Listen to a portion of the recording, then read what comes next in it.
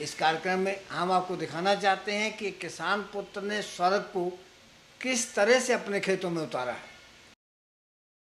जय जवान जय किसान के नारे के बाद जय इंसान के नारे को साकार कर रहा है जिला सोलन के गांव ढाको का नौजवान किसान ठाकुर जगमोहन ने अपना अब तक का जीवन गांव, देश और धरती माँ को समर्पित कर रखा है। इसकी माता सुमित्रा देवी एक सूझवान गृहिणी है जो घर का सारा काम संभालती है। पिता शादीराम शास्त्रीय संगीत के विद्वान हैं। इन लोगों ने जगमोहन को जो संस्कार दिए हैं उन्हीं के दम पर वो एक ऐसा इंसान बना है जिसने खेती से पैसा कमाकर भारतीय नौसेना में नौकरी प्राप्त की, सेवा मुक्त होकर फिर खेती में आए और खेती के दम पर ही ऐसे चमके कि दुनिया की नज़रों में छा गए। करोड़ों की जायदाद के मालिक जगमोहन आज भी किसानों की मजबूरियों को नहीं भूले, उनके संघर्षमय जीवन को नहीं भूले। उनका हर एक कदम किसानों की मदद को उठता है। खेती के दम पर इन्होंने सोलन से 6500 फीट ऊपर अपनी 7 बीघा जमीन पर शानदार इको रिजॉर्ट तैयार किया है। इस रिजॉर्ट को एक किसान पुत्र द्वारा तैयार किए गए स्वर्ग का नाम दिया गया है। जगमोहन द्वारा तैयार ये रिजॉर्ट हर एक किसान को नियंत्रण दे रहा है कि वो भी अपने खेतों को पर्यटन स्थल के रूप में विकसित करें। जगमोहन के खेत तरह तरह के फसली रंग बिखेरते हैं। ये अपने भरे पूरे खेतों में शिमला मिर्च, फ्रांस बीन, टमाटर, मटर और फूल गोभी उगाते हैं। फसल भी भरपूर होती है, आमदन भी होती है। खेती के कार्य में इनके माता पिता और भाई के परिवार की भूमिका सराहनीय है। घर में पाली गई गाय तंदुरुस्ती की सौगात है। आप एक बार खाना खाकर देखो, सारा दिन देसी घी की सुगंध हाथों से नहीं जाएगी। बताते हैं कि सरकार की योजनाओं के दम पर बहुत बदलाव आया है। सुलभ मार्ग, चमकती सड़कें, अब प्रत्येक किसान के लिए अपने खेती उत्पाद को मंडियों तक पहुंचाना बहुत आसान हो गया है। कहते हैं कि बस एक बदलाव और आना बाकी है, वो ये कि किसान अपने खेती उत्पाद को सजा संवा कर ग्राहक भी स्वयं पैदा करे। इसके लिए किसान को खुद को तैयार करना होगा। सफलता तक पहुंचने के लिए उन्होंने जो दुर्गम रास्ते तय किए हैं उन अड़चनों का जिक्र भी करते हैं। कहते हैं कि 15 वर्ष की उम्र में उन्होंने गांव में बन रहे बांध पर डट कर काम किया। बदले में उन्हें 15 रुपये रोजाना के हिसाब से मेहनताना मिला। जब ये पैसे जाकर माँ को थमाए तो वो बहुत खुश हुई। पुत्र की पहली कमाई पाकर उड़ने लगी। उसके पाँव जमीन पर नहीं पड़ रहे थे। इन पैसों से घर की छत पर जंगला लगाया गया, कुछ पैसा खेती के काम आया। जब मैं काफ़ी छोटा था, शायद ये 92-93 की बात है, तो उस समय से ही मैंने मेहनत करना शुरू कर दिया है। स्कूल जाते थे, स्कूल से फिर 1 महीने की 1.5 महीने की छुट्टियां होती थी कभी, तो छोटे छोटे गाँव के काम होते थे। अब जैसे छोटा सा मैं आपको एग्जांपल दूं, हमारे गांव में एक छोटा सा बांध बनना था गांव की सिंचाई के लिए। मैंने उसमें भी काम किया है। मजदूरी भी की है सर। अच्छा। और काफ़ी छोटी उम्र तो में कितने पैसे मिलते थे? मुझे 14-15 रुपये तक जो है 15 रुपये तक जो है पर डे दिया जाता था। कितनी उम्र थी उस समय? शायद 13-14 साल। अच्छा। हाँ जी। तो वो एक लगन थी कि नहीं मुझे करना है। सब मना करते, नहीं बहुत छोटा है, नहीं जी मुझे करना है। माँ मना करती थी घर से? बिल्कुल, वो कहते थे कि बेटा रहने दे कुछ और, लेकिन मुझे था कि नहीं थोड़ा कमाए, कुछ घर में भी काम। उससे तो जो पैसा कमाया उससे क्या किया फिर?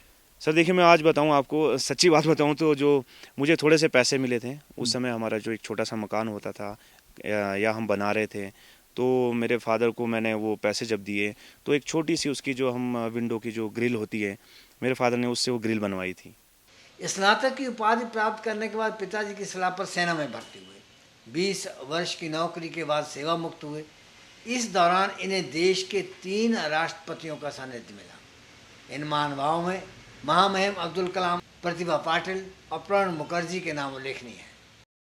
बार बार हेवन रिजॉर्ट का जिक्र करते हुए कहते हैं कि ये उनकी खुशहाली का प्रतीक है, लेकिन इस रिजॉर्ट के दम पर अनेक परिवारों को रोजगार मिला है।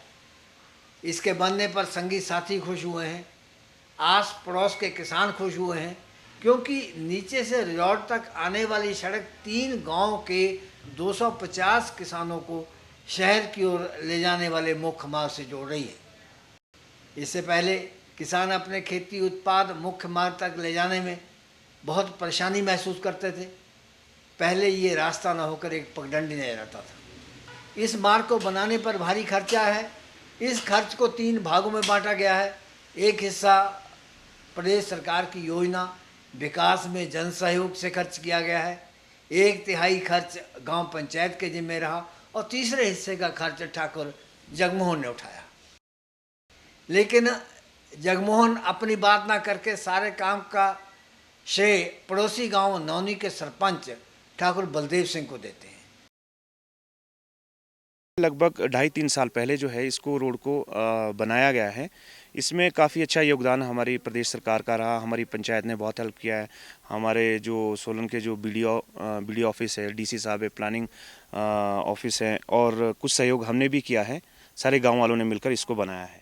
बताते हैं कि रिजॉर्ट के निर्माण स्थल के लिए एनओसी की आवश्यकता थी। इसके लिए 19 जमीन मालिकों की सहमति आवश्यक थी।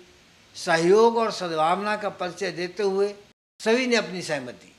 ये बात बहुत ही महत्वपूर्ण है। रिजॉर्ट के निर्माण समय कुदरत से छेड़छाड़ नहीं की गई। ना तो किसी पत्थर को हिलाया गया और ना ही तोड़ा गया, कोई पेड़ नहीं काटा गया, बल्कि 1,25,000 रुपये की कीमत के नए पौधे लगाए गए हैं। हमने नेचर को बिल्कुल छेड़ा नहीं है। सारे आप देख सकते हैं बाकायदा हमने पेड़ लगाए हैं। पेड़ से मुझे बड़ा प्यार है।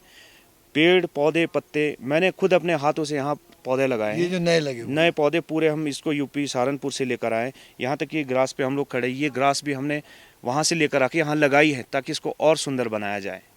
और कोई हमने एक सिंगल पेड़ भी जो है यहाँ पर किसी तरह का काटने का ऐसी कोई कोशिश नहीं। 3.5 लाख रुपए खर्च करके सोलर लाइट का प्रबंध किया गया है। नवनिर्मित 10 घर एक गांव का नज़ारा पेश करते हैं। भारत के हर प्रदेश से पर्यटक इस सुंदर जगह का आनंद लेने के लिए आते हैं। इतना सब होने पर जगमोहन ये कभी नहीं भूलते कि बैंक का उन्हें सराहनीय योगदान रहा है।